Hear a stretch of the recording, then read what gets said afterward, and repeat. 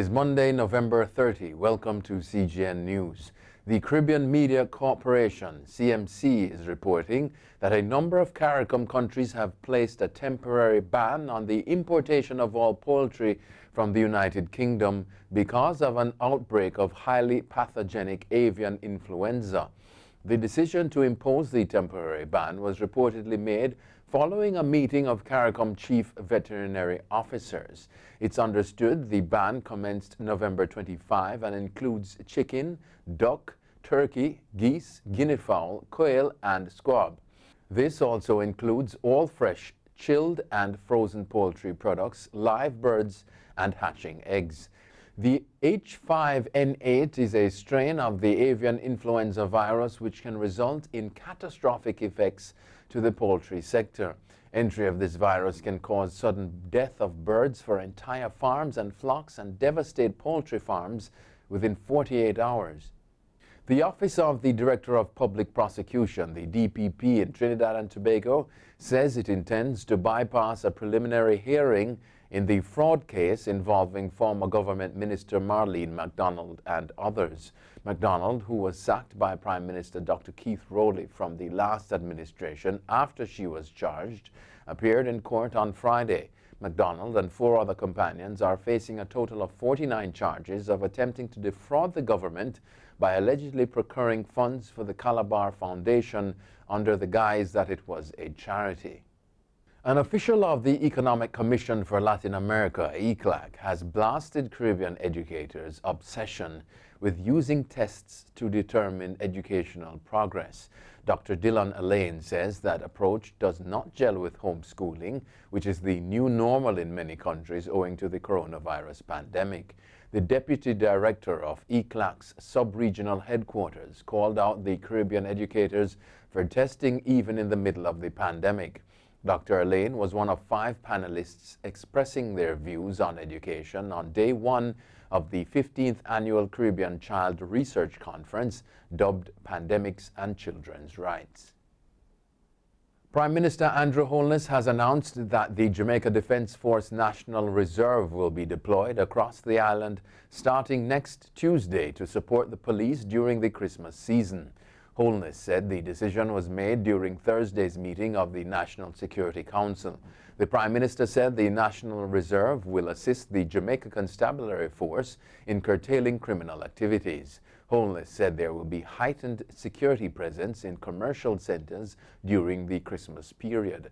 Police Commissioner Major General Anthony Anderson, who was also at the meeting, said several operations will be conducted in crime hotspots in response to the upsurge in criminal activities.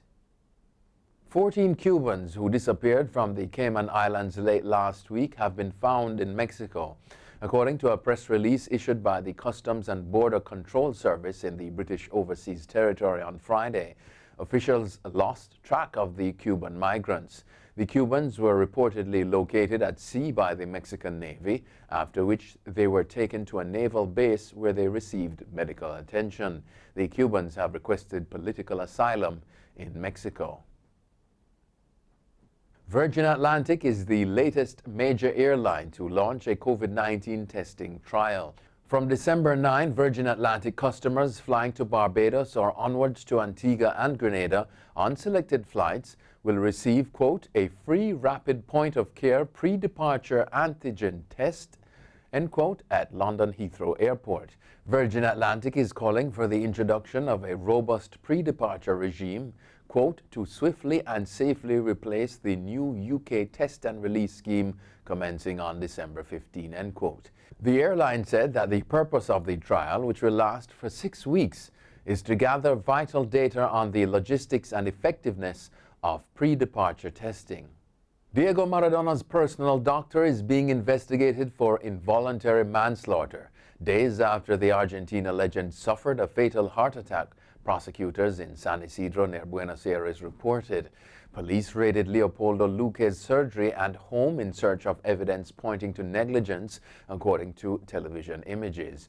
The probe was triggered by concerns raised by 3 of Maradona's daughters over the treatment he received for his heart condition at his home, judicial sources said. Luque declined to comment when contacted by AFP. He had posted a picture with Maradona on the day the 60-year-old left hospital November 12, 8 days after surgery to remove a blood clot on his brain. Maradona returned home where he received round-the-clock medical care. He died of a heart attack last Wednesday and was buried on Thursday. U.S. President-elect Joe Biden has fractured his foot while playing with one of his dogs, his doctor has said.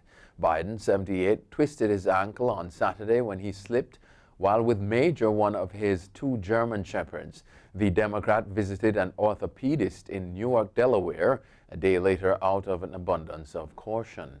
His personal physician, Kevin O'Connor, said a CT scan found that Biden had suffered hairline fractures of 2 small bones in the middle of his right foot. O'Connor said it is anticipated that Biden will likely require a walking boot for several weeks.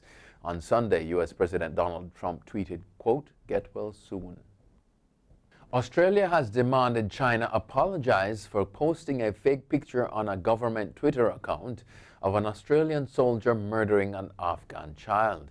Prime Minister Scott Morrison said Beijing should be, quote, "utterly ashamed for sharing the repugnant image," end quote.